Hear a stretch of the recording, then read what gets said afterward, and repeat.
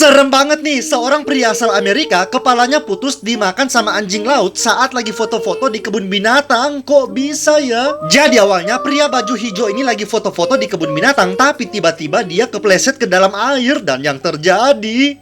sebelum lanjut, yang suka surga, like dan subscribe ya. Terus komen aku suka. Yang nggak suka, kok kalian nggak mau masuk surga guys? Pria baju hijau ini pun langsung ditolong sama temannya untuk diangkat naik ke atas air, tapi tiba-tiba ada seekor anjing laut yang muncul. Dan akibatnya kedua pria ini langsung dibawa ke dalam air dan mereka langsung digigit sampai mati.